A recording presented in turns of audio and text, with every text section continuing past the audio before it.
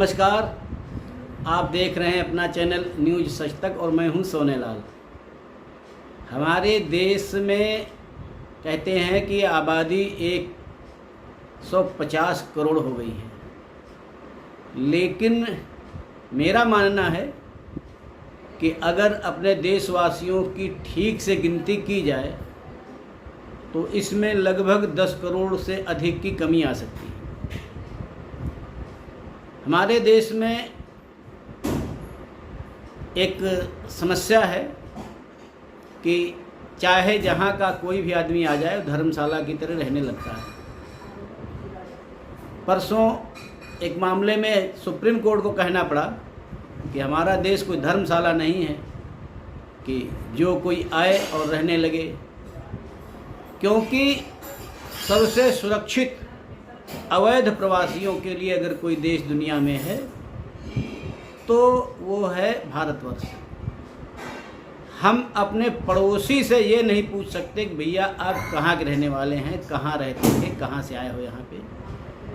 जिसकी मर्जी जो जहाँ रहने लगे, किराए पे रहने लगे, मकान खरीद के रहने लगे, और नहीं रहे कुछ तो कहीं भी अपनी झोपड़ी बना ले और झोपड़ी के अंदर धीरे धीरे वो पक्का मकान बना ले, 1 मंजिल 2 मंजिल 3 मंजिल बना ले। यह स्थिति हमारे देश की है और यह किसी एक राज्य में नहीं बल्कि पूरे देश में यही स्थिति है। और पूरे देश में अगर हम देखते हैं, चाहे वो रेलवे लाइन का किनारा हो, किसी नदी का किनारा हो, झील का किनारा हो, खाली पड़ा मैदान हो, वहाँ पर 1-2 शुरू में बस्तियाँ बनेंगी और उसके बाद धीरे धीरे धीरे करते वहाँ पर हज़ारों की संख्या में बस्तियाँ बन जाती हैं और फिर वहाँ से होता है अवैध कारोबार का काम। ये चूँकि ऐसी झोपड़ियाँ होती हैं जहाँ पर कोई मौलिक सुविधाएं तो होती नहीं हैं शुरुआत में, वहाँ पर पुलिस भी नहीं जाती है और वो सब क्राइम के अड्डे बन जाते हैं। और जब कोई बड़ी वारदात कहीं होती है, कोई पकड़ा जाता है, जब सुराग लगता है तो पता लगता है कि वह व्यक्ति अमुक झुग्गी झोपड़ी में रह रहा था। झुग्गी झोपड़ी बसा ली।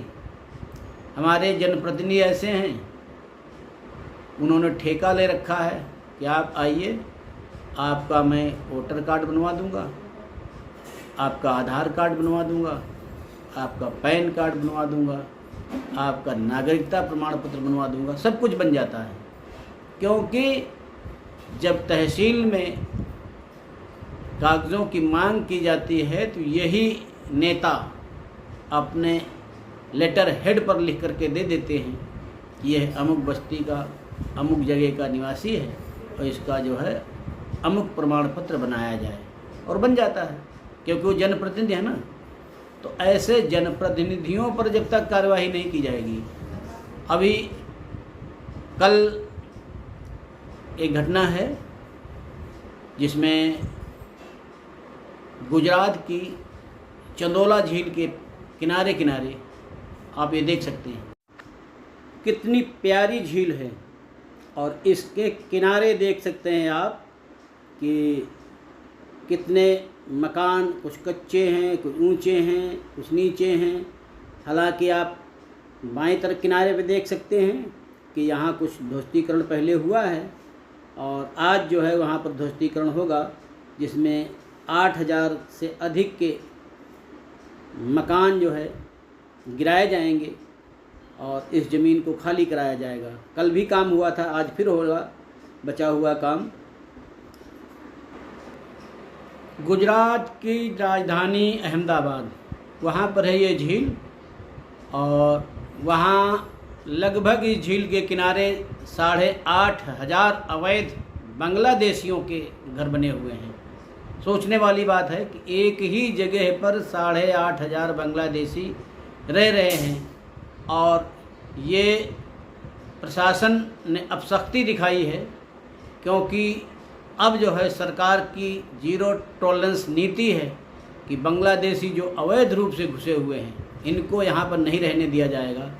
तो अब ये देखिए कि ये 8,500 बांग्लादेशी जो आए हैं ये एक दिन में तो नहीं आए होंगे, धीरे धीरे करके आए होंगे, और इसमें बहुत से ऐसे होंगे जिनके पास भारत के सभी वैध दस्तावेज होंगे। तो ये हमारी सरकार की नाकामियां हैं।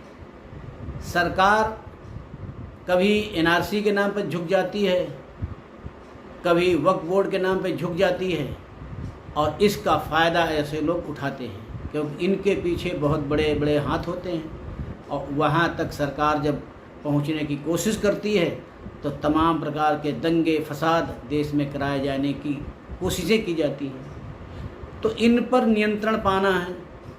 अब इनकी पहचान हो गई है। कल 20 तारीख को भी तमाम मकान गिराए गए थे। आज फिर यहाँ पर पक्के मकान जो बना रखे हैं लोगों ने अवैध रूप से, उनको ध्वस्त किया जाएगा। 20 मई को जो यहाँ पर ध्वस्तीकरण की कार्रवाई हुई थी उसे आप देख सकते हैं। कुछ मकान गिरा दिए गए हैं, कुछ आगे गाड़ियाँ चल रही हैं, देख रहे होंगे आप, फ़ोटो में दिखाई दे रहा है। तो इस प्रकार से सरकार जो जीरो टॉलरेंस की नीति के तहत कहीं भी अवैध अतिक्रमण करके रखा है लोगों ने, खासकर बांग्लादेशी रोहिंग्या देश में बहुत भारी तादाद में हैं, कई जगह पर राजनीतिक संरक्षण मिला हुआ है इनको, वो बड़ी समस्या है सरकार के सामने। ये देखना, ये जो ध्वस्तीकरण चल रहा है ये गुजरात की राजधानी अहमदाबाद, वहाँ पर एक चंदोला झील है, वहाँ पर हुआ है। उसके किनारे किनारे बहुत बड़ी बस्ती, अब जिसमें बताते हैं कि कल की कार्रवाई में ही हज़ारों घर गिराए गए थे। आज भी वहाँ पर कार्रवाई शुरू हो गई है और बहुत भारी सुरक्षा बल के साथ में, क्योंकि सरकार जानती है, सुरक्षा बल भी जानते हैं, ऐसी जगहों पर जब कम तादाद में पुलिस जाती है तो ये लोग दबाव बनाते हैं, और दबाव के साथ इनके जो छुटभैया नेता हैं वो भी इनके साथ खड़े हो जाते हैं। और उसमें फिर जो नगर निगम की टीम गई है, पुलिस की टीम गई है, उसको कभी कभी पथराव के सामने पीछे भी भागना पड़ता है। तो इसलिए सरकार ने इस बार पूरी चाक चौबंद व्यवस्था करने के बाद में इनको पहले नोटिस दी, और नोटिस देने के बाद में इतना भारी जो पुलिस का बल लगाया, 3000 पुलिसकर्मी लगाए, 50 से अधिक जेसीबी, और ये जो पोकलैंड गाड़ियाँ होती हैं लंबी वाली, सामने देख रहे होंगे, इस गाड़ियों को लगाया। लगाने के बाद में ध्वस्तीकरण किया तो विरोध तो हुआ, लेकिन विरोध के जो तेवर थे वो जब पुलिसकर्मी इतने वहाँ पर देखे उन्होंने, तो उनके तेवर अपने आप ढीले हो गए, जिससे जो कार्रवाई थी पुलिस ने सुचारू रूप से अपनी कार्रवाई को अंजाम दिया, जिससे जो है ये इतनी बड़ी कार्रवाई वहाँ पर हो पाई है।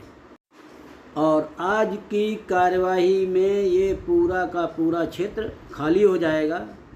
और अब यहाँ पर जो सरकार है ऐसी जगह पे क्या करती है कि गरीबों के लिए कॉलोनियाँ बनाती है।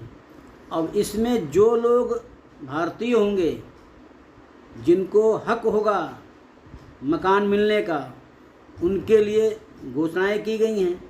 बताते हैं 3400 लोगों ने फार्म भी भर दिए हैं। अब फार्म की स्क्रूटनी की जाएगी, देखा जाएगा कि इसमें कौन से भारतीय हैं, कौन से बांग्लादेशी हैं, और जो वास्तविक रूप से भारतीय होंगे उनको यहाँ पर इस जगह पर गरीबों के लिए जो मकान बनाए जाते हैं प्रधानमंत्री आवास योजना के तहत, वो आवंटित किए जाएंगे। तो आज के इस अंक में बस इतना ही। अगले अंक में फिर किसी अन्य मुद्दे के साथ आपके सामने प्रस्तुत होंगे। तब तक आपसे अनुरोध है कि आप हमारे चैनल को देखिए, लाइक करिए, शेयर करिए और सब्सक्राइब अवश्य करिए। कमेंट करना न भूलें, क्योंकि कमेंट करने से हमको ऊर्जा मिलती है और उससे हमको और अच्छी प्रस्तुति देने में सहायक होता है। धन्यवाद।